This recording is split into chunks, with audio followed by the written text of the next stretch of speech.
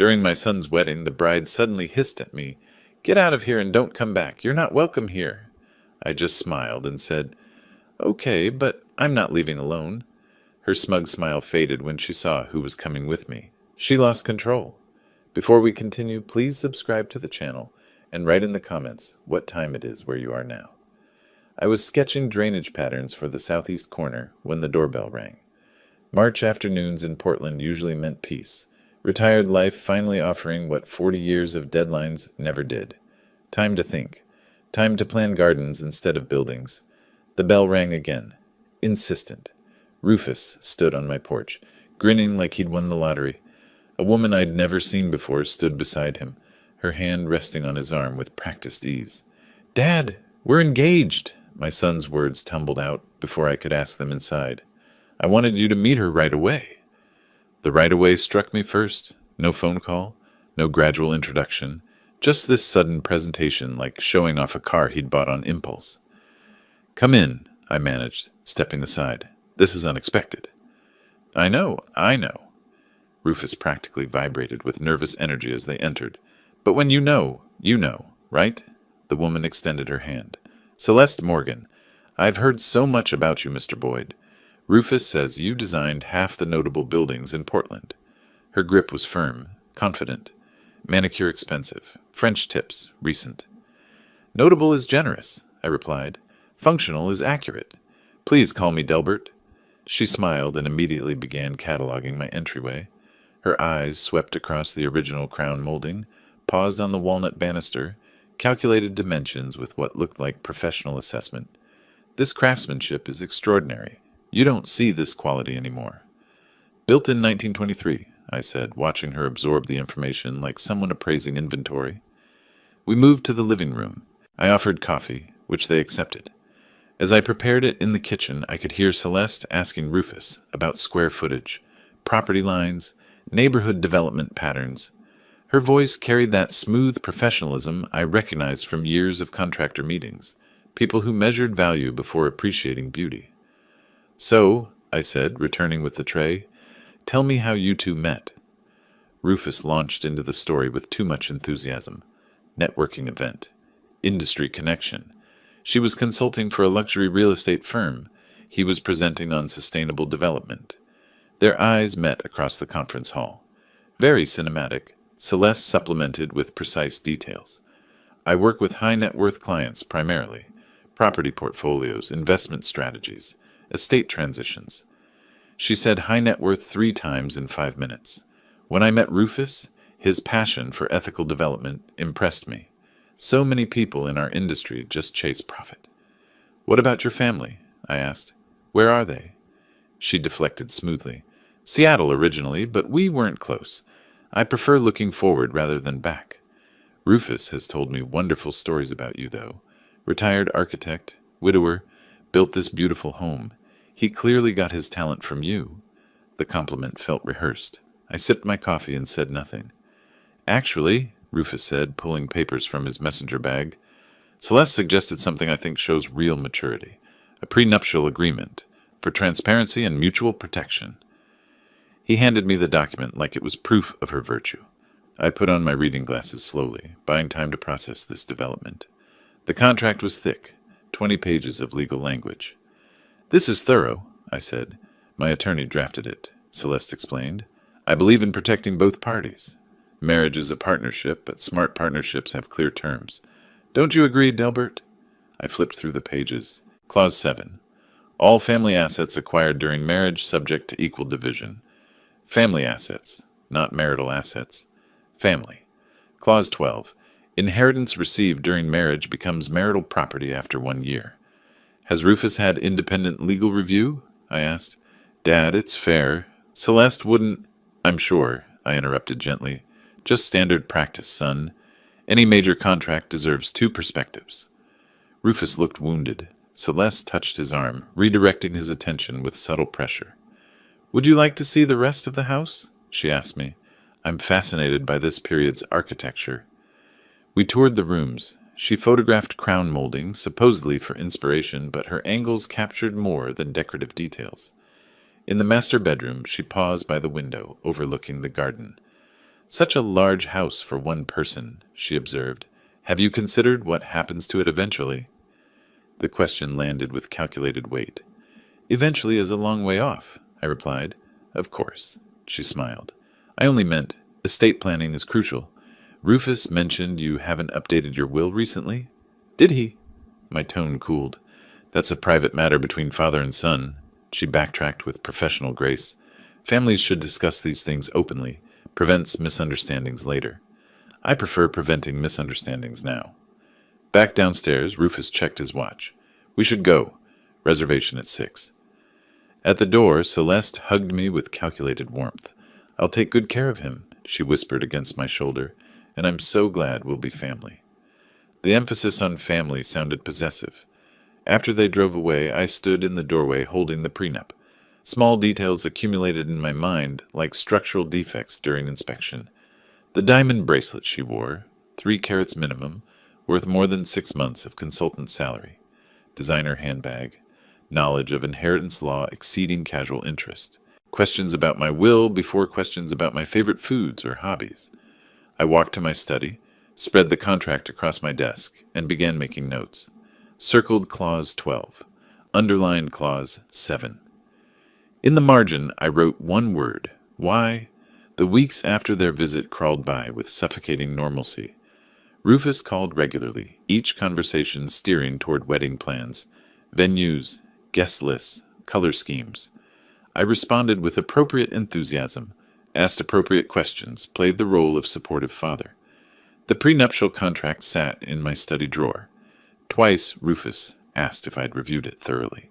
Twice I deflected, still reading through the details. Truth was, I'd read it 17 times. Each reading revealed new concerns buried in legal language. But concerns weren't evidence. They were only instincts, and instincts don't convince sons blinded by infatuation. Mid-April arrived with unusual warmth. My former colleague, Robert Chen, called about meeting for lunch downtown. He wanted advice on retirement planning, transitioning from active practice to consulting work. I agreed. The restaurant he chose, Cascade Room, occupied a renovated warehouse in the Pearl District. I arrived 15 minutes early, my habit from decades of client meetings. The hostess seated me at a table near the window. Good natural light. I reviewed the menu, wondering if Robert would be late as usual, when movement across the restaurant caught my attention. I looked up and went completely still. Celeste sat at a corner table, partially obscured by a decorative column. A man in an expensive suit sat across from her, early 40s, dark hair, confident posture. Their body language screamed intimacy. She leaned close, her hand covering his on the table. His thumb stroked her wrist with familiar ease. My first instinct was to stand, march over, demand an explanation. My hand was halfway to pushing back my chair when 40 years of architectural discipline overrode emotion. Confront her now with what? Having lunch with someone? She'd have an explanation ready. Business meeting, old friend, innocent coincidence. I needed more than a single observation. I needed pattern. I signaled the waiter. Could I move to that table instead? I gestured toward a spot where a potted plant would provide partial concealment. Better lighting for my work papers. From my new position, I had a clear sightline they couldn't detect. I pulled out my phone, pretended to check messages, and activated the camera. Through the foliage, I photographed them. For 20 minutes, I watched with the attention to detail I'd once applied to blueprint reviews, cataloged every gesture, her fingers tracing his forearm, his hand briefly touching her cheek, the way they shared a dessert with a single fork, laughing at some private joke. When the waiter brought their check, the man paid without hesitation. Expensive bottle of wine, multiple courses visible on the bill even from my distance. They were comfortable together, practiced. This wasn't a first date or second meeting. This was an established relationship.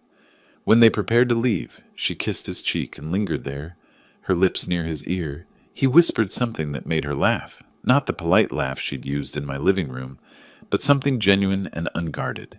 They exited separately, professional caution suggesting they understood the need to hide. I waited 5 full minutes, paid my own bill quickly with cash, and followed to the parking area. The man climbed into a black Mercedes sedan. I photographed it, capturing the license plate clearly. Robert Chen arrived 20 minutes late, with profuse apologies about traffic.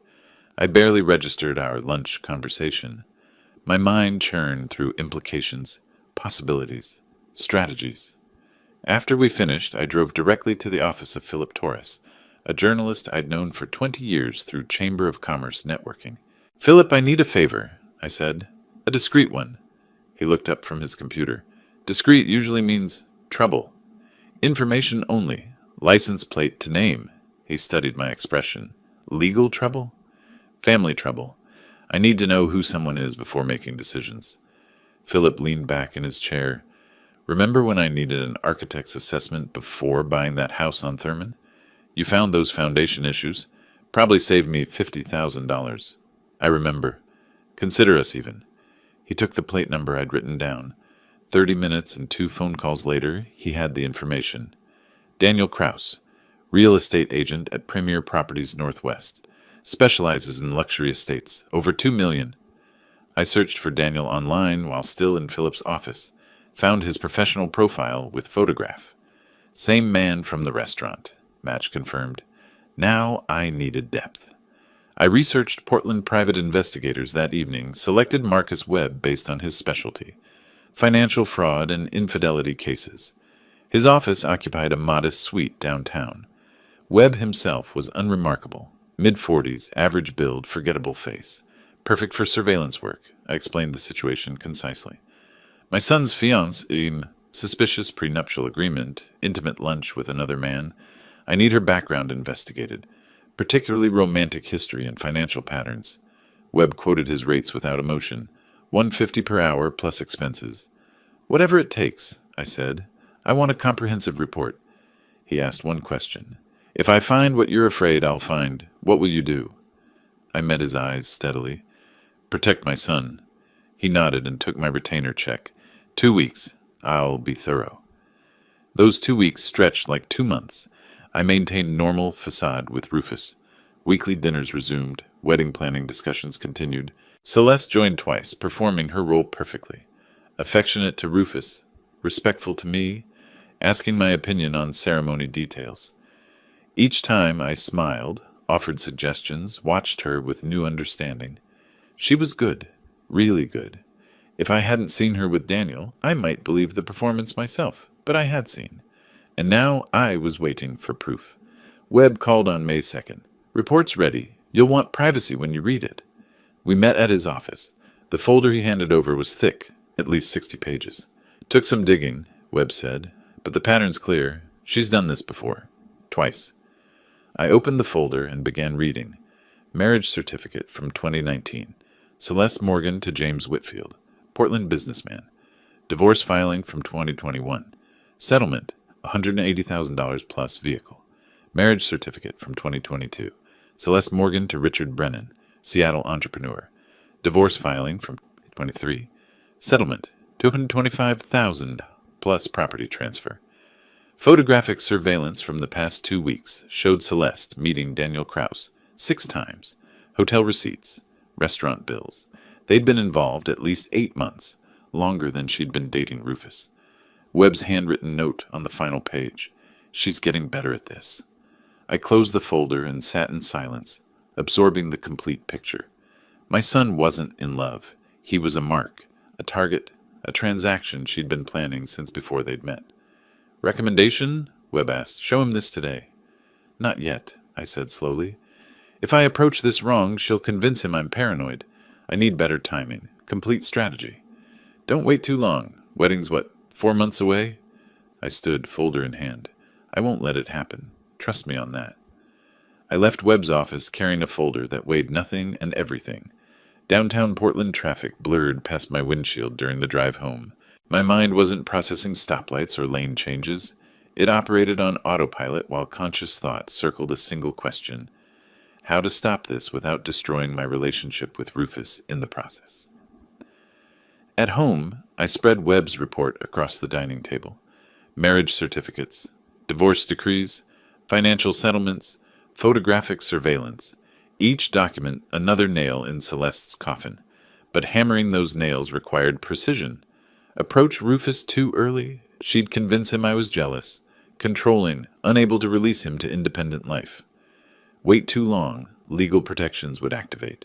Timing was everything. I needed expert guidance, not an investigator's facts, but a lawyer's strategy. The next morning, I researched Portland family law attorneys online, selecting Patricia Reynolds after reading her 23 years specializing in prenuptial disputes and fraud cases.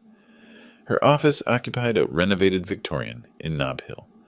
I called at 9 sharp, explained briefly that I needed consultation regarding a fraudulent prenuptial agreement. She had an opening at 11. Reynolds herself was a sharp-featured woman in her 50s with a direct manner suggesting no tolerance for wasted time.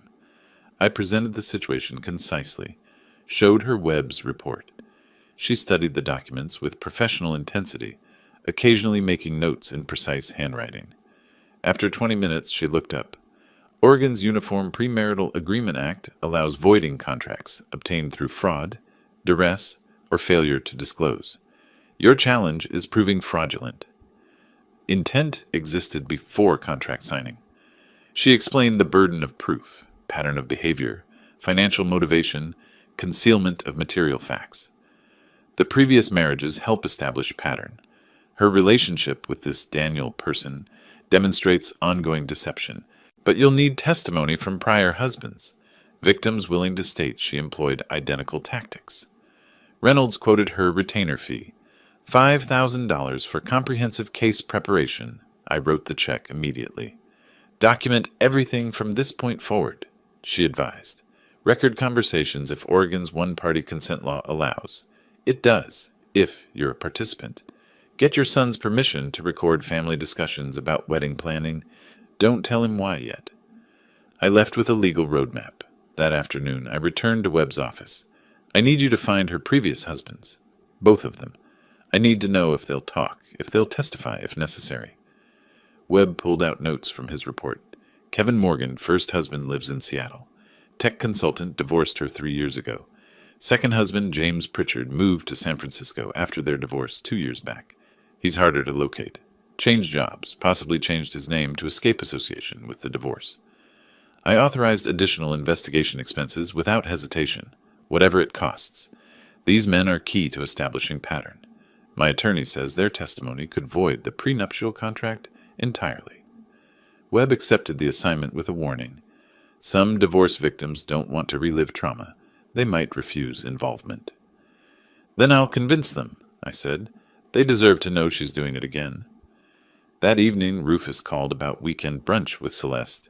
She wanted to bond more with Dad before the wedding. I seized the opportunity. Son, I've been thinking. This is a significant time in your life. Would you mind if I recorded some of our conversations? Family history project. Capturing stories, advice, memories. Something you and Celeste can look back on years from now. Rufus, touched by the sentimental notion, agreed enthusiastically. That's really thoughtful, Dad. Celeste will love that. I purchased a professional recording device the next day. Discrete model used by journalists. Voice-activated, 8-hour capacity. Tested it thoroughly. Audio quality was excellent. Oregon law permitted recording conversations where one party consented. I wasn't breaking any laws, just building an evidence foundation. I created an encrypted folder on my computer, labeled Family Archive 2025. Began a meticulous documentation system. Date, time, participants, key statements, potential legal relevance. Saturday arrived. I activated the recording device in my shirt pocket before Rufus and Celeste arrived for brunch. She entered with practiced warmth, kissed my cheek, brought expensive bakery pastries, complimented recent garden work. Over coffee, the conversation flowed naturally toward estate planning. Celeste initiated smoothly. Delbert, Rufus mentioned you haven't updated your will since his mother passed. That's 8 years. Estate law changes. Tax implications shift. Have you considered reviewing it? I played my role perfectly, slightly confused, appreciative of her concern. I suppose I should. Never been good with legal paperwork? You understand these matters? She leaned forward, eager. I work with attorneys regularly through real estate transactions. I'd be happy to recommend someone. Or we could discuss his family. Understanding everyone's situation helps with long-term planning. Family planning? I repeated carefully. You mean after you and Rufus marry? Exactly. Combined household finances, shared resources, coordinated investments. Modern families operate as economic units. Rufus chimed in, oblivious. Makes sense, Dad. Celeste has a business degree. She's better at financial strategy than either of us. I nodded slowly, playing elderly confusion. So you're suggesting... what exactly? Celeste's smile sharpened microscopically. Just transparency.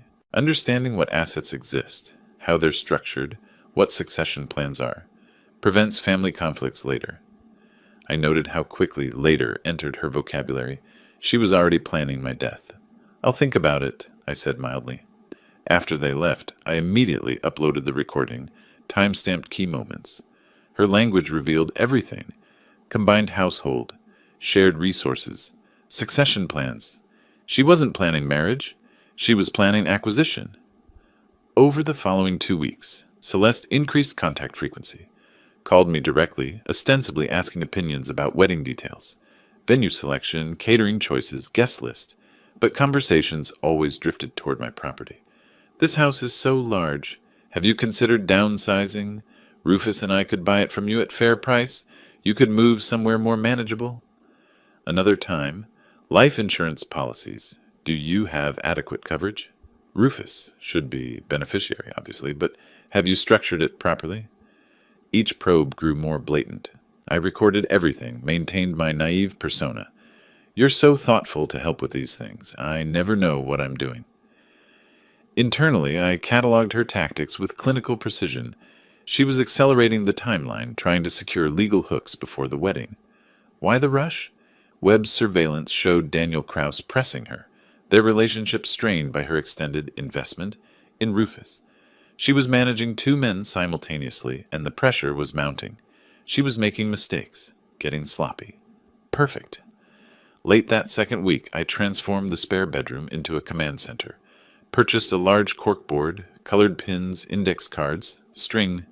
At its center, Celeste's photograph from the engagement announcement. Left side, timeline of her relationship with Rufus. Right side, previous marriages with Kevin Morgan and James Pritchard. Top, financial motivations, property targets. Bottom, legal strategy options. Colored strings connected related elements. This visual architecture helped me see the entire pattern simultaneously, identify gaps in evidence, plan next moves. I photographed the board daily, tracking the evolution of the case. One evening, reviewing the latest recording of Celeste probing about my investment portfolio, I sat in that command center and let myself feel the cold fury I'd been suppressing. She actually said, "You're 62," like she was calculating years until inheritance. Most people avoided discussing a parent's mortality. She led with it, and Rufus just nodded along, thinking she was being practical. He couldn't hear what I heard. The assessment, the calculation, the timeline. She wasn't planning a wedding. She was planning an acquisition schedule. Not while I was breathing. 3 more weeks of careful performance.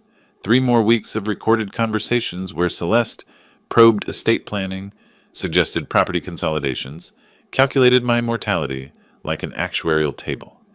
Each recording added to the growing file. Each interaction strengthened the legal case Patricia Reynolds was helping me build. Then Webb called.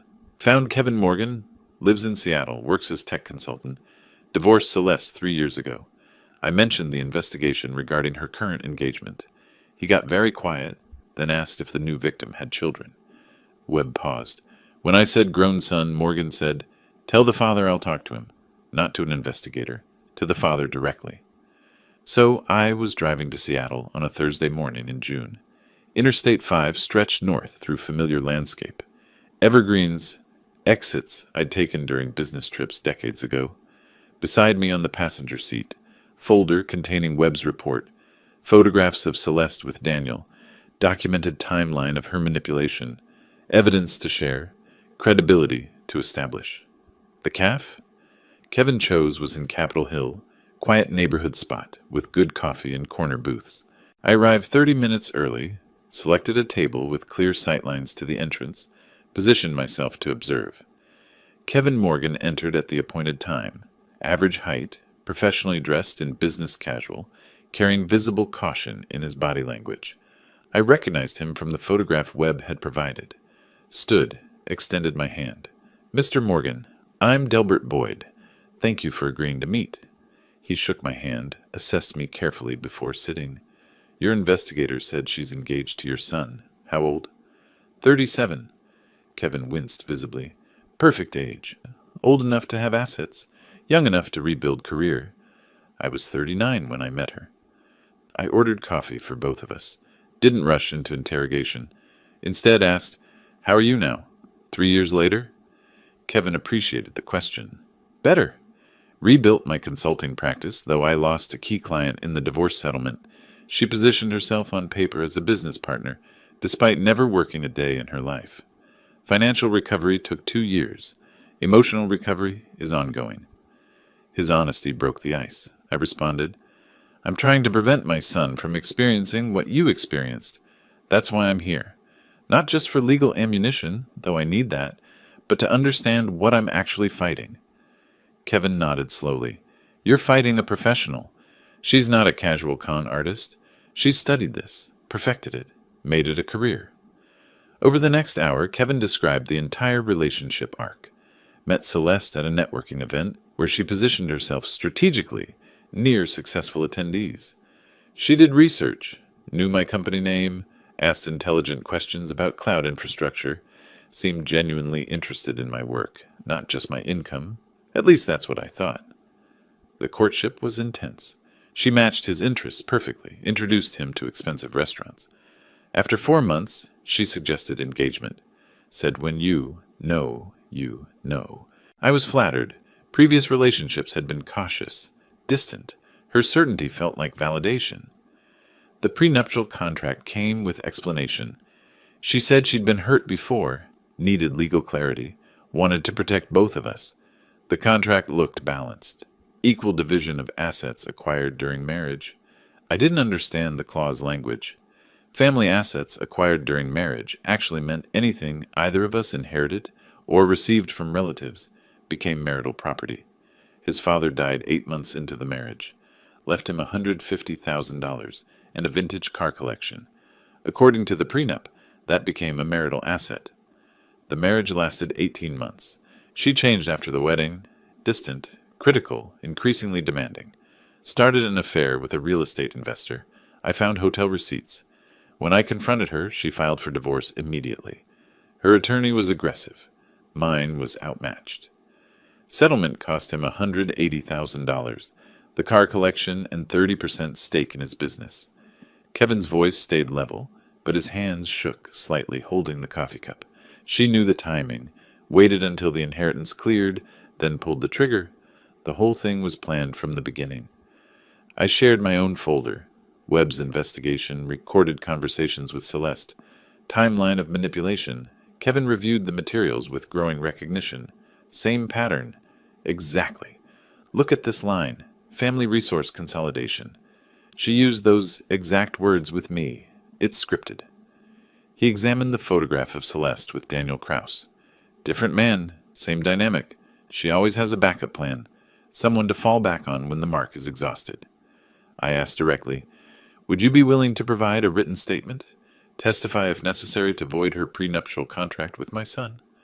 Kevin didn't hesitate. "Yes. I should have spoken up when the investigator contacted me after she married the second husband. Guilt's been eating at me. If I'd warned him—" I interrupted gently. "You're warning me now. That's what matters."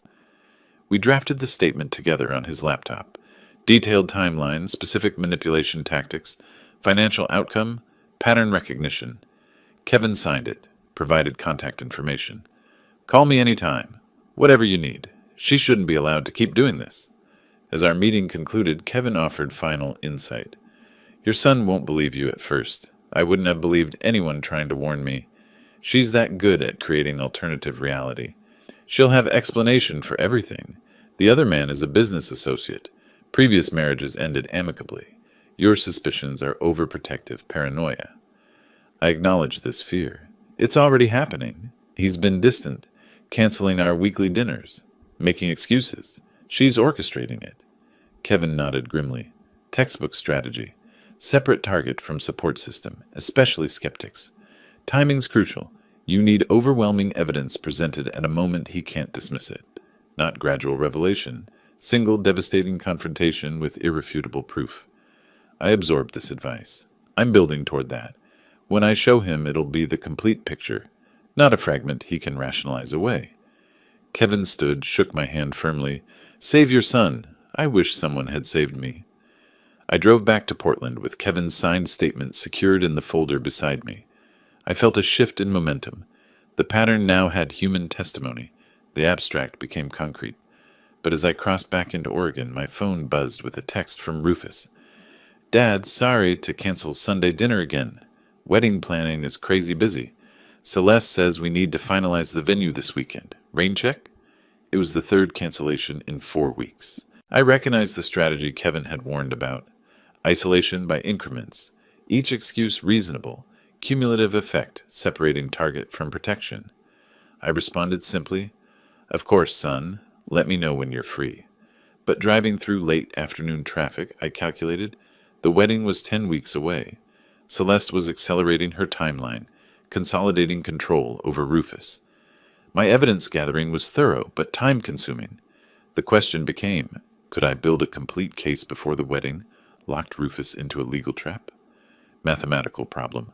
Architect's challenge. The answer needed to be yes. Kevin Morgan's signed statement joined the growing evidence file. I added it to the command center board, connecting his testimony to Celeste's current manipulation tactics with red string. The pattern was undeniable now, a professional operation refined over multiple victims. But collecting evidence and reaching my son were different challenges. The Sunday after the Seattle trip, Rufus called. Dad, can we reschedule dinner? Celeste needs help choosing between venues. I agreed. Following Sunday, photographer meeting ran late. Third Sunday. Sorry, Dad. Wedding planning is overwhelming. We'll catch up soon. 3 consecutive cancellations. Our tradition, maintained even during his college years abroad, now abandoned. Celeste was executing exactly what Kevin had warned about. Isolation by increments. By mid-July, I understood. She'd sensed something. My performance had slipped somehow, or her instincts detected danger. Either way, she was moving to neutralize me. Wednesday evening, I was preparing dinner when the phone rang. Rufus's voice carried unfamiliar tension. Dad, we need to talk. Celeste thinks. I've been thinking about our relationship. Warning bells immediately. I kept my voice neutral. What about it? You've been distant lately. When we visit, you ask strange questions. Celeste noticed you're recording conversations. She thinks it's because you don't trust her. My mind raced. How did she know about the recordings? Did Rufus tell her about the family history project? Son, those recordings are for preserving family memories, like I explained. That's what you said, but why do you need to record everything? It feels like surveillance, like you're looking for problems that don't exist. The phrasing, looking for problems that don't exist, was definitely Celeste's language. Rufus continued, Celeste thinks maybe you're having trouble letting me go. She says parents sometimes sabotage their kids' relationships because they fear abandonment. Textbook manipulation. Reframe protective concern as selfish control. I responded carefully. I support your happiness, Rufus. Always have. Then why does Celeste feel unwelcome? Why do you interrogate her about finances and estate planning? I don't interrogate. I engage in conversations she initiates. She says you twist things, make innocent questions seem suspicious. The conversation spiraled. Rufus grew defensive. I remained measured, but felt my son slipping away. The call ended with Rufus saying, Maybe we should take a break from dinners until after the wedding. Give everyone space to breathe. I agreed. What choice did I have? But recognized this as Celeste's victory. Complete isolation achieved. The following morning, I met Reynolds at her office, explained the deteriorating relationship with Rufus, Celeste's counterattack. She listened with professional sympathy. This is expected. She's protecting her investment. Your son is an asset she's cultivated. She won't let you interfere without a fight. Can I approach him now? Show him the evidence? Reynolds shook her head firmly. Partial revelation is dangerous. You'll show him the investigation. She'll explain it away. Your father hired a detective because he's paranoid. You present the previous marriages, she says. I was young, made mistakes, learned from them. You showed Daniel Kraus photographs, she claims. Business associate. Your father's twisting innocent meetings. Every piece of evidence you reveal prematurely becomes inoculation. She builds antibodies against the truth. So I do nothing while she turns him against me? You continue building the case. We need overwhelming proof presented at a moment she cannot spin it. Wedding day itself might be ideal. Public setting, emotional stakes high, her guard lowered by perceived victory. I considered this. You're suggesting I let the wedding proceed to the brink of disaster. I'm suggesting you strike when the target is most vulnerable. Celeste expects opposition before the wedding. She's defending against that. She won't expect opposition at the wedding. Element of surprise is your advantage.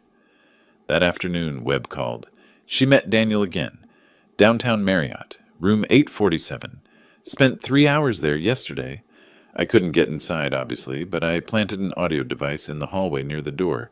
Not admissible in court, but gives us intelligence. He emailed the encrypted audio file. I downloaded it, played the recording through headphones. Hotel corridor sounds, elevator dings, footsteps, muffled voices. Then a door opening, Celeste's laugh, Daniel's lower voice. The door closed, but the device captured their conversation through poor insulation. Quality was marginal, but words emerged clearly enough. 10 more weeks of this charade? 8. Wedding's August 16th. After that, timeline accelerates. And the father? He's a problem? Handled. I have isolated the son effectively. Old man can suspect whatever he wants. Rufus won't believe him now. Sound of ice and glass. Movement. You said that about Morgan's brother. He nearly derailed everything. This is different. Rufus is more malleable. No close family except father, and I've poisoned that relationship. After the wedding, the prenup activates. Give it 18 months. 18 months playing devoted wife? I've done longer. Remember the contractor? 2 years of that tedium. This one's easier. He actually believes I love him. Cruel laughter from both. I stopped the playback. Sat in silence. Hearing her voice, not the warm tone she used with me, but cold calculation with Daniel, crystallized everything. This wasn't romance gone wrong. It was premeditated fraud, and Rufus was completely blind to it. The following Sunday, I violated my own strategic patience. Drove to Rufus's apartment unannounced, hoping to catch him alone.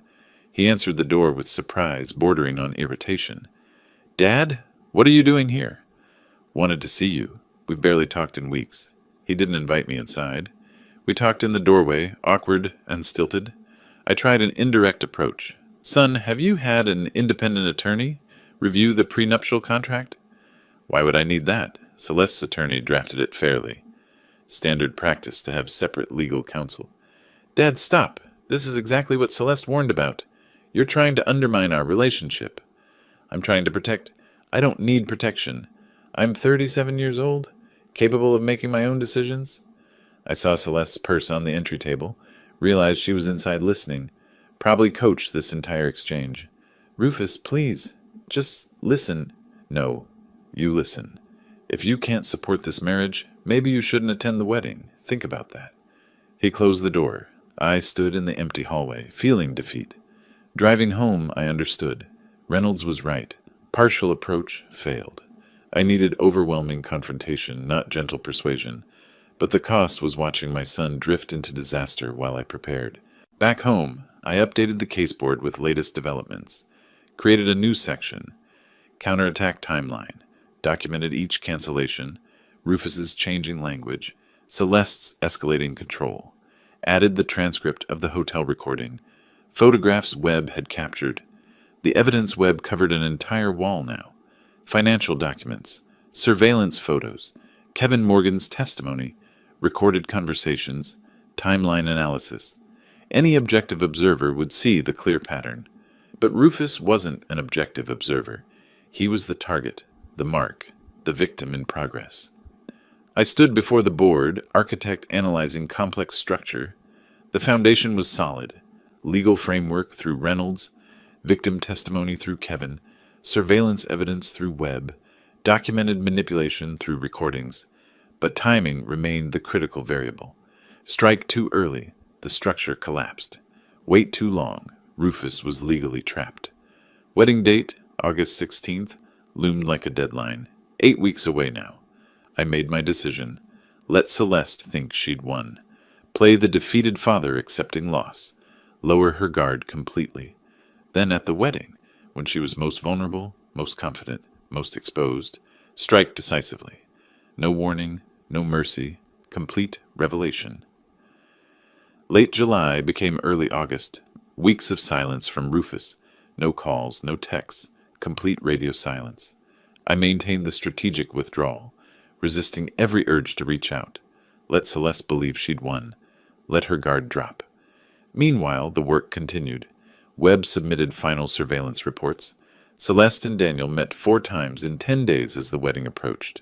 Hotel rooms, expensive restaurants, extended afternoons at his waterfront condo. Each meeting documented, photographed, time-stamped. The pattern was clear. They were planning the post-wedding phase, confident in their scheme. Patricia Reynolds organized the evidence into a legal presentation. Victim testimony, financial documentation, surveillance materials, recorded conversations, prenuptial analysis. This would convince any judge, she said, but your audience is your son, not a court. Arrange materials for emotional impact, not just legal strength. 2 weeks before the wedding, I was ready. Then the phone rang. It was Wednesday evening, August 6th. I was in the command center arranging evidence packets when Rufus's name appeared on my screen. First call in 3 weeks. Dad. His voice was uncertain, almost sheepish. Hi, son. Silence stretched between us. Then, wedding Saturday. I know we've had distance lately, but you're still my father. I want you there. I was careful. Does Celeste want me there? He trailed off. She thinks maybe it's not a good idea. But it's my wedding too. I'm inviting you. I appreciate that. Of course I'll attend. Really?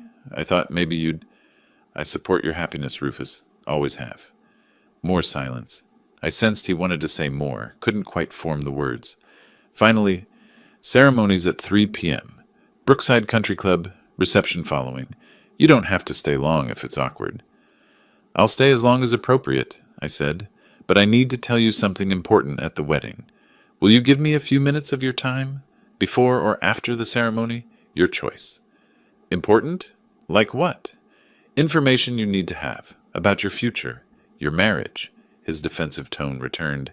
If this is more criticism of Celeste, it's information. What you do with it is your choice. Just promise you'll listen. Reluctantly. Fine. After the ceremony. Brief conversation. Thank you. That's all I ask. The call ended. I sat motionless, processing. Rufus, reaching out, despite Celeste's objections, suggested the manipulation wasn't absolute. Some part of him still valued our relationship, still wanted his father's presence. This complicated the emotional calculus. The revelation would devastate him, but the alternative was worse. The first week of August, I transformed months of accumulated materials into strategic presentation. Created 3 identical evidence packets, one for Rufus, one for Reynolds as legal backup, one for my own reference. Each packet organized chronologically. Section 1. Background. Kevin Morgan's written testimony. Financial records of previous divorces. Pattern analysis. Section 2. Current deception. Webb surveillance photographs of Celeste with Daniel spanning 3 months. Hotel records. Timeline showing meetings throughout Rufus's courtship. Section 3. Manipulation evidence. Transcripts of recorded conversations highlighting financial probing, estate planning pressure, isolation tactics. Section 4. The smoking gun. Transcript of the hotel hallway recording where Celeste and Daniel discuss timeline, financial calculations, explicit acknowledgement of the scheme. Section 5. Legal analysis. Reynolds' assessment of the prenuptial contract, fraud indicators, grounds for annulment. Each section marked with color-coded tabs, key passages highlighted. The presentation was a masterwork of architectural organization, logical flow, building evidence systematically, culminating in undeniable conclusion. I sealed the packets in professional folders, labeled them simply, The Truth About Celeste Morgan, stored 2 copies in the safe, kept one accessible for wedding day, also created a digital backup on an encrypted USB drive. If physical materials were somehow compromised, the evidence survived. August 8th, I met Reynolds for what we both understood was the final pre-confrontation session. She reviewed the evidence packets, pronounced them devastating, then addressed practical concerns. Wedding day revelation is high-risk strategy. Rufus will be emotionally vulnerable, potentially defensive. Celeste will try to control the narrative immediately. You need to present everything at once. Give him no time to process through her filter. What's your recommendation? Pull him aside privately after the ceremony if possible. Find a moment when you can speak to him alone with the evidence. She paused. What's your extraction plan? Extraction? After revelation, Rufus will need space away from Celeste to process. She'll try to isolate him immediately. Spin the evidence. You need somewhere he can go. Your house, hotel room, anywhere she can't follow. I hadn't considered this. My house. I'll insist he come home with me to discuss. Reynolds nodded. Good. Have a bag packed for him. Clothes, toiletries, whatever he might need for a few days. Show him you're prepared to support him through the aftermath. August 10th, Webb delivered his concluding investigation materials. Final photographs showed Celeste and Daniel at a waterfront restaurant 3 days prior, their conversation apparently intense. Based on their body language and duration, 2 hours, I'd say they're finalizing post-wedding plans. She's stressed. He's reassuring. Timeline's approaching, and she's feeling pressure. Webb also provided financial intelligence. I pulled Daniel's recent transactions through a source I have. He's paid for all their hotel rooms, dinners, even bought her expensive jewelry she probably won't wear around Rufus. He's invested significantly in this relationship. I absorbed this additional dimension. So Daniel's a victim too, in his way? Willing victim. He knows what she's doing to your son. That recording proved it. He's complicit. Webb extended his hand. Good luck.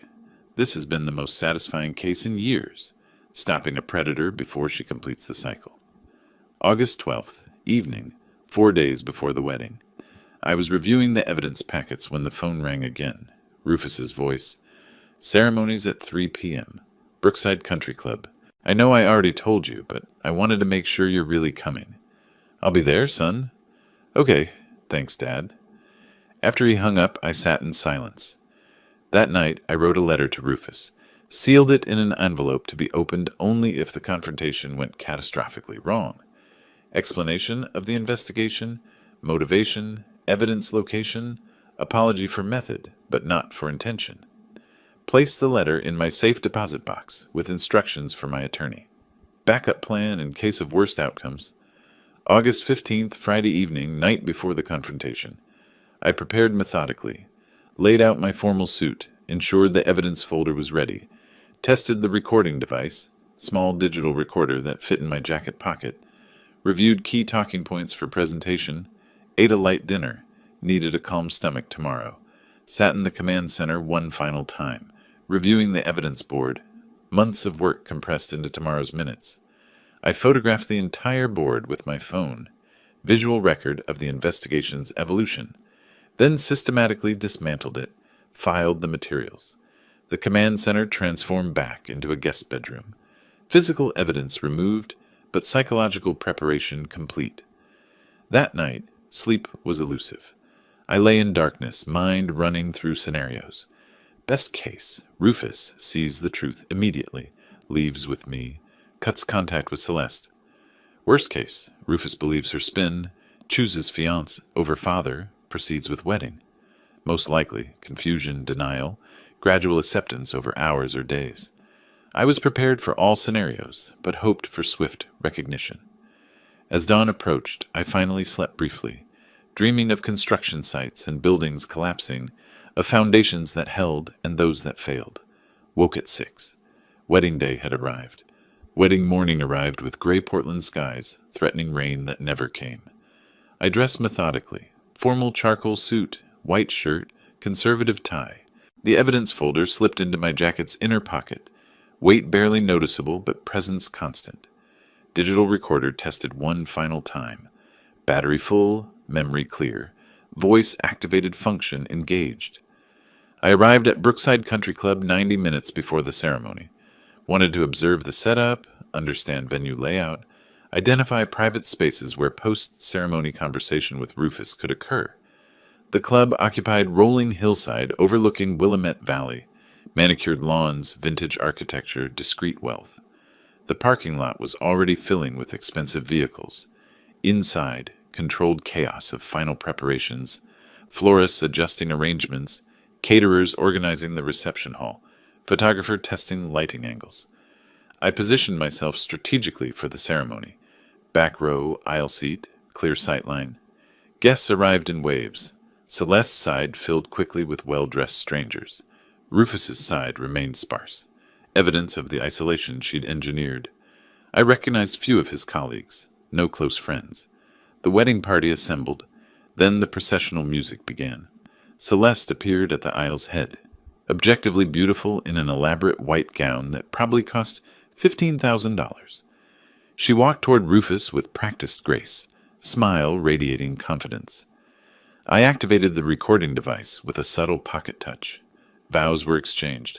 I promised to love, honor, cherish, each word from Celeste's mouth a documented lie. Rings placed. I now pronounce you husband and wife. Guests applauded. The couple kissed. I watched my son seal a legal trap, knowing I had perhaps 30 minutes to spring him free. The reception began in the adjacent ballroom. Cocktail hour proceeded. Champagne flowing. Appetizers circulating. I maintained a peripheral position, declined alcohol, observed. Celeste remained attached to Rufus's arm, steering conversations, intercepting anyone who approached him independently. Classic control behavior. I tracked the venue layout mentally. Main ballroom, side rooms for private conversations, emergency exits, DJ booth with microphone set up for toasts. Identified optimal private space, small library off the main hallway. Door closes, windows provide light, furniture suitable for document review. Reception transitioned to seated dinner. Assigned seating placed me at table 8, far from the head table where the newlyweds sat elevated. Deliberate slight, undoubtedly Celeste's arrangement. Throughout dinner I watched her. She was radiant, victorious, completely confident. Perfect. Then dessert concluded, and the DJ announced, "Now we'll hear from the bride's parents," followed by father of the groom. Before toast began, Celeste excused herself from the head table. She detoured to my table, leaned down close, voice low enough only I could hear. "Delbert, I want to thank you. You raised a wonderful son. Your job is complete now." She paused, gauging my reaction. I remained expressionless. "This is my family now. Rufus and I discussed it. We need space to build our marriage without interference, meaning you should probably leave soon. You've been here for the ceremony. That's sufficient." "Rufus asked me to stay for toasts," I said calmly. "Rufus asks for many things when he's being sentimental. I'm telling you what's actually best for him. And frankly," her mask slipped slightly, contempt breaking through, "you're excess here. You don't fit with our friends, our lifestyle, our future. Go home. Don't come back."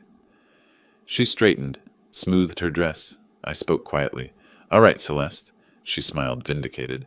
"But I'm taking someone with me when I leave." She paused, processed this. "Taking someone?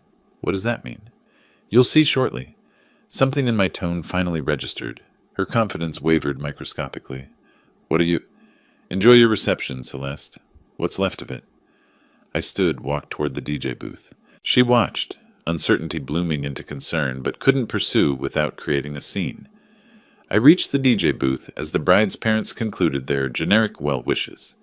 The DJ extended the microphone. "You're next, sir, father of the groom." I accepted the microphone, stepped to where the entire reception could see me. 200 faces turned my direction. Rufus watched from the head table, anxious but expecting a conventional toast. Celeste's expression showed first real alarm. "Thank you all for attending this celebration. I'm Delbert Boyd, Rufus's father." Standard opening. Guests relax slightly. Traditionally, this is the moment for a toast, celebration, well wishes. Welcoming a new family member? Pause. "I'm not giving that toast. What I have to say is more important than tradition. Rufus," I looked directly at my son, "I need to speak with you. Privately. Immediately. This cannot wait." The room's energy shifted, sensing irregularity.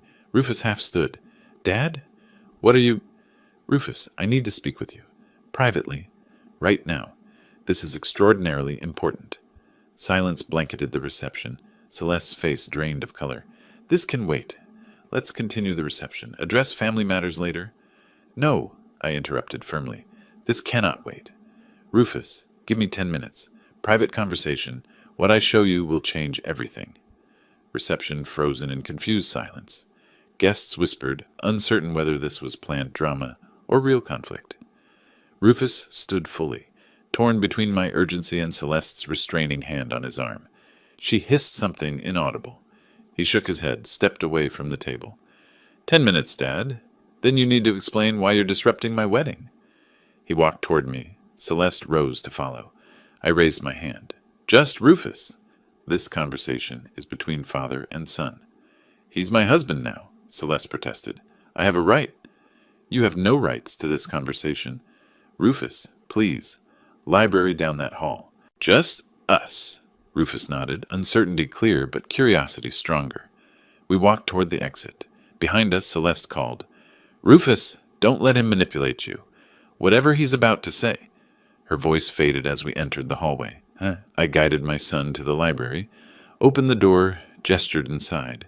Rufus entered. I followed, closed the door firmly. Through the wood, muffled sounds of the agitated reception. We were alone now. The moment of truth had arrived. The library door clicked shut. Silence pressed against us, thick, anticipatory, breakable. Rufus stood near the bookshelf, arms crossed defensively, jaw set, his wedding suit still perfect, boutonniere still fresh, husband for less than 3 hours. All right, he said tersely. 10 minutes. You've destroyed my wedding reception for this.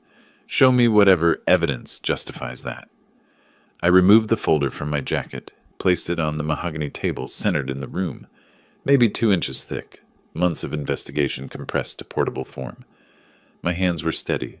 I'd spent too long preparing for this moment to tremble now. Before I open this, understand something. Everything inside was legally obtained.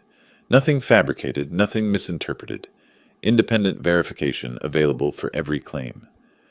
Why are you talking like a lawyer? Just show me. I opened the folder to the first section. This is testimony from Kevin Morgan. Rufus frowned. Who? Celeste's first husband.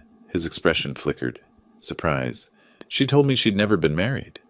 I slid the document across the table. Read it. He picked up the pages reluctantly, began scanning. Kevin's statement was detailed. Courtship timeline, engagement after 4 months, prenuptial contract, marriage duration, financial manipulation, divorce settlement costing him $180,000 plus business stake. Rufus read slowly, color beginning to drain. This could be fake. Anyone could write. Kevin signed it. Notarized statement. He's willing to testify under oath. Here's his contact information. Call him right now if you doubt. I pushed my phone across the table. Rufus stared at the document, not reaching for the phone. There's a second husband, I continued quietly. James Pritchard. Similar pattern, similar outcome. She's done this before, Rufus. Twice. You're the third target. No. The word came out weak. She would have told me. Why would she tell you? That information destroys the illusion she's carefully built. I opened the second section. Photographs spilled across the table. Celeste and Daniel Kraus at restaurants, entering hotels, walking through parks. Timestamps spanning March through August. Who is that? Rufus asked, voice hollow. Daniel Kraus, real estate agent. They've been involved for at least 8 months, longer than she's known you. I laid out images chronologically. Early March meeting, April hotel visit, May afternoon at his condo, continuing through 2 weeks ago. Every time she claimed late work meeting, client showing, she was with him. Rufus picked up a photograph showing them kissing outside a hotel entrance. His hand trembled. You hired a private investigator to follow my fiancé? I hired an investigator after accidentally seeing them together. Would you have believed me without proof? This doesn't mean maybe it ended before we got serious. It didn't end. Look at the dates. This one, I pointed to a recent photo, was 3 days before your wedding. I opened the third section. Financial documents. Look at the divorce settlements. Pattern of timing. Marry quickly. Stay 18 months to 2 years. File for divorce once significant assets have been acquired. Your prenup. It's designed to maximize her financial access after 1 year. Stop. Rufus's voice broke. This is... He couldn't finish. I pressed forward, had to complete the presentation while his defenses were crumbling. During wedding planning, I recorded family conversations. You gave permission, remember, of Family History Project? Rufus nodded numbly. I recorded because I suspected manipulation. I opened my laptop, cued audio files. Listen. I pressed play. Celeste's voice filled the library, warm and concerned. Delbert, have you updated your will recently? Estate planning is so important. Recording continued through her probing questions about property value, inheritance structure, succession planning. Each clip showed calculated financial interest masked as helpful concern. Rufus listened with growing horror. One more piece, I said. Most important. I cued the final audio file. This was recorded in a hotel hallway. Audio quality isn't perfect, but the words are clear enough. I pressed play. Celeste's voice emerged, talking to Daniel. 8 more weeks of this charade. Her laugh, cruel and calculated. Daniel. And the father? He's a problem? Handled. I've isolated the son effectively. Old man can suspect whatever he wants. Rufus won't believe him now. Sound of movement, ice clinking. Daniel, you said that about Morgan's brother. Celeste, this is different. Rufus is more malleable. After the wedding, the prenup activates. Give it 18 months. Daniel, 18 months playing devoted wife? Celeste, I've done longer. This one's easier. He actually believes I love him. Their laughter. I stopped the playback. Silence crushed the library. Rufus sat frozen, face completely drained of color. His breathing had gone shallow. For 30 seconds, he didn't move. Then, that's her voice. Not a question. Statement. Yes. She called our marriage a charade. Yes. She said I'm malleable, that I believe she loves me. His voice cracked on the final words. I'm sorry, son. He stood abruptly, paced to the window, stared out at manicured grounds where hours ago he'd married the woman whose voice still echoed. He actually believes I love him. The prenuptial contract, I said gently. It's designed to maximize her financial access. If you stay married 12 months, she's entitled to 40% of assets acquired during marriage. Legal trap disguised as mutual protection. Rufus turned from the window. His face had transformed, shock giving way to something colder. She planned this? From the beginning. Researched me, targeted me, performed caring girlfriend, manipulated me away from you, married me, all for money. Yes. What do I do? His voice was empty. First decision is simpler. Do you continue this reception celebrating a marriage that's built on lies, or do you end it now? He looked at the closed door. Beyond it, 200 guests waited. Celeste waited. Music probably playing. I end it, he said quietly. Then louder. I end it now. He walked to the door, yanked it open, strode down the hallway toward the reception. I followed, carrying the folder. We entered the reception hall together. The music stopped. The DJ noticed our entrance. Conversations died as guests turned. Celeste stood from the head table, relief crossing her face, until she saw Rufus's expression. He walked directly to her, stopping 3 feet away, the entire room watching. The wedding is canceled, Rufus announced, voice carrying to every corner. Gasps rippled through the guests. Celeste's face went white. Everyone can leave. Reception is over. I apologize for the disruption, but this marriage was a mistake. Please go. He turned, walked back toward the exit. Celeste found her voice. Rufus, what did he tell you? What lies? The truth, Rufus said without turning. About Daniel. About your previous marriages. About your plans for our marriage. He's lying. He's manipulating you. Showed you fabricated evidence. Rufus stopped. Turned. I heard your voice, on recording, discussing timeline, calling me malleable, laughing about how I actually believe you love me. Her face drained further. That was taken out of context. What context makes 18 months of charade acceptable? She had no answer. Stop. Just stop, Celeste. He looked at the confused guests. Please leave. This is over. Celeste turned on me, screaming, You destroyed my wedding. I'll sue you for harassment, defamation, invasion of privacy. Everything was obtained legally, I said calmly. One-party consent recording laws, standard surveillance, voluntary testimony. Your attorney will confirm it's admissible. You'll regret this, both of you. I'll take everything in court. You'll get nothing, Rufus said. The prenup is void due to fraud. My attorney's already prepared annulment papers. He walked toward the exit. I followed. Behind us, chaos erupted. Guests standing, confused conversations, Celeste's voice rising in desperate protest. We pushed through the doors into evening air. Father and son, together. We drove away from Brookside Country Club in silence. Rufus sat in the passenger seat, still wearing his wedding suit, minus the boutonniere he'd torn off and discarded. His hands trembled slightly, shock settling into his system like poison. At my house, he went directly to the guest room, his childhood bedroom, essentially unchanged, and stayed there 3 hours. I didn't intrude. Let him process alone. When he emerged, his face was blotchy from crying, but his voice was steady. Tell me what happens next legally. That night, we called Patricia Reynolds. She arrived within the hour, spread evidence across my dining table, explained legal strategy. Rufus listened like a man receiving a terminal diagnosis, absorbing information about dissolution of the life he thought he'd built. 5 days later, Celeste's attorney served papers. She was suing for breach of contract and emotional damages. $1 million. Reynolds smiled when she read it. Perfect. She's engaging on legal ground where we're strongest. We met in Reynolds' office a week after the wedding confrontation, morning light through windows. The three of us around a conference table covered with legal documents and evidence files. Reynolds reviewed Celeste's lawsuit with professional detachment. She's claiming you breached the prenuptial contract by refusing to honor the marriage, seeking enforcement of contract terms plus emotional distress damages. Classic aggressive legal posturing meant to intimidate you into settlement. Rufus looked exhausted. Can she win? No. The contract was procured through fraud. Your father documented that extensively. But we'll need to prove fraudulent intent in court. That means presenting all evidence publicly.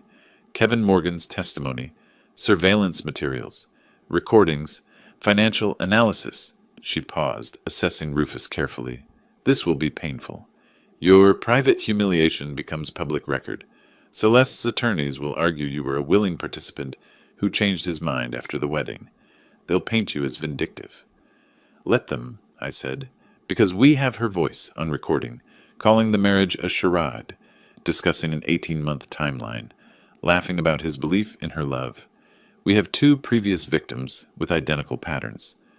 Reynolds organized papers into presentation folders. The hearing is scheduled 2 weeks out. I'll file a counter motion to void the contract based on fraud. We'll request the court also refer the matter to the district attorney for criminal investigation. The week before the hearing, Reynolds conducted practice testimony with Rufus. She played opposing counsel, attacking his credibility with brutal efficiency. Mr. Boyd, isn't it true you willingly pursued a relationship with Ms. Morgan? That you proposed marriage? That you signed the prenuptial agreement after reviewing its terms? Rufus, exhausted from emotional turmoil, struggled to maintain composure. Yes, but I didn't know. Didn't know what? That relationships require trust? Or did you simply regret your decision and concoct an elaborate fraud narrative to escape consequences? That's not. You hired a private investigator to follow your fiancé, recorded private conversations. These are actions of a paranoid, controlling individual, not a victim. Rufus's hands clenched. Reynolds softened, returned to her normal tone. That's what they'll do. Twist facts, attack character. You need to stay calm, stick to evidence. When they attack, respond simply. I believed I was in an honest relationship. Evidence proved otherwise. The courthouse hearing room was smaller than I expected. Wood paneling, judge's bench elevated, gallery seating for perhaps 30 people. Celeste sat at the plaintiff's table with 2 attorneys. Designer suit, projecting confidence. She avoided eye contact with us. Judge Margaret Chen, mid-50s, reviewed the filings with evident skepticism toward Celeste's claims. Reynolds presented our case first. Your Honor, this isn't a simple contract dispute. It's exposure of systematic fraud. Ms. Morgan has a pattern of targeting financially stable men, marrying quickly, positioning herself legally, then divorcing profitably. Mr. Boyd is the 3rd known victim. We have testimony from a previous husband. Kevin Morgan took the stand, sworn in, recounted his experience. Celeste's attorney objected repeatedly, irrelevant to current case, but Judge Chen allowed testimony. Pattern evidence is relevant to fraudulent intent claims. Kevin was articulate, detailed, credible. Described identical courtship tactics, prenuptial manipulation, financial devastation. Under cross-examination, Celeste's attorney tried discrediting him. Isn't it true you're bitter about your divorce? That you've contacted Ms. Morgan's subsequent partners, seeking revenge? I contacted this young man's father, Kevin corrected firmly, to prevent him from suffering what I suffered. That's not revenge. That's decency. Gallery observers took visible notice. Reynolds then played the hotel recording. The courtroom heard Celeste's voice. 18 months of charade. He actually believes I love him. Laughter. Judge Chen's expression hardened. Celeste whispered urgently to her attorneys. Reynolds's financial expert, forensic accountant Thomas Brennan, testified about Celeste's divorce settlements. 2 previous marriages, both ending in substantial financial transfers, pattern of timing suggesting calculated extraction. Based on documentation, Ms. Morgan's income from consulting work averages $40,000 annually, yet her lifestyle exceeds 3 times that income. The discrepancy is explained by divorce settlements totaling over $400,000 combined. Celeste's attorneys argued circumstantial evidence, character assassination, selective presentation, but momentum had shifted decisively. Judge Chen delivered her ruling from the bench.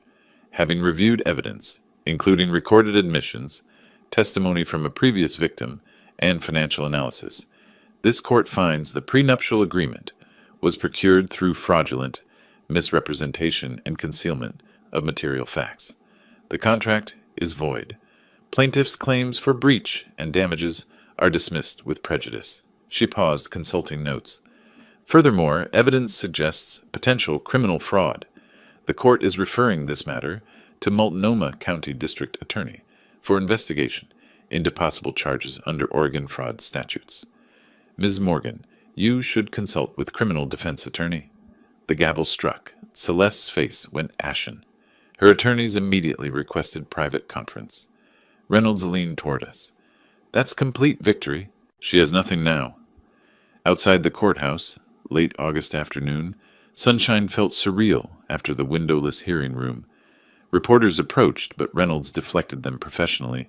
Rufus stood on the steps, physically present but emotionally distant. It's over? He asked quietly. The civil case is over, I confirmed. Criminal investigation is beginning. But for you, yes, you're free. He nodded slowly, processing. I still can't believe I didn't see it. Every sign was there. She's a professional. That's the point. Making marks, not see signs.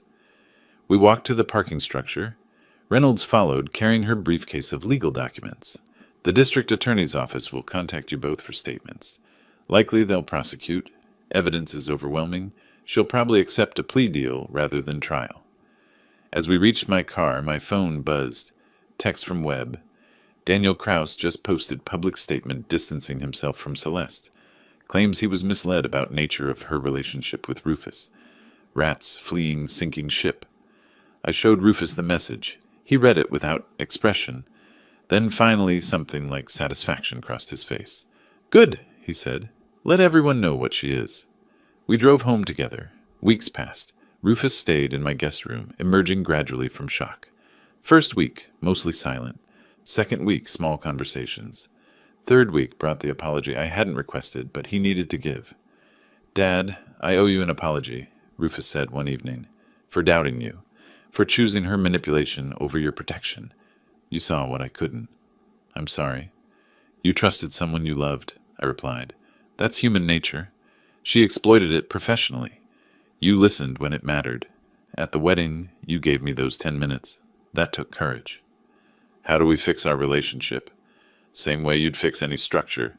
Assess foundation, repair cracks, rebuild systematically. We resumed Sunday dinners. Simple routine, gradually rebuilding connection. Fourth Sunday, he mentioned starting therapy, counselor specializing in manipulation recovery. She's helping me identify the tactics I missed, he said. That awareness prevents repeat, I confirmed. A month later, Rufus raised finances. Wedding cost $50,000. My savings are gone. I'll loan you $50,000. 3% interest. 5-year repayment. He looked surprised. You don't have to charge interest. This is a loan, not a gift. Loans preserve responsibility. You'll repay this because you'll take ownership of recovery. He signed the agreement carefully. Thank you for treating me like an adult who made an expensive mistake. Early September, Reynolds called with updates. DA accepted Celeste's plea deal. 3 years probation, restitution, criminal record. She left Portland. License revoked, reputation destroyed. Based on your case, Reynolds added, DA found 2 additional potential victims. You stopped a serial predator. Late August afternoon, Rufus and I stood on my terrace overlooking Portland. Sunset painted the sky orange and purple. I've been thinking about trust, Rufus said. I trusted her blindly. Now I'm paranoid. Neither is healthy. Trust is important, I agreed, but verification is more important. Trust, then verify. Watch for consistency between words and actions. Celeste's words were perfect. Her actions revealed truth. Like blueprint inspection, he said, design can be beautiful, but you verify the calculations. Exactly. You're an architect's son after all. He smiled. First genuine smile in months. I'm lucky. Some people don't have a father who builds cases to save them. Some do. They just need to recognize protection when it's offered. I recognize it now. We stood in comfortable silence as the sun set, relationship healed, justice served, fresh start established. The architect's work was complete. If you like this story, please like this video, subscribe to the channel, and share your impressions of this story in the comments. To listen to the next story, click on the box on the left. Thank you for watching.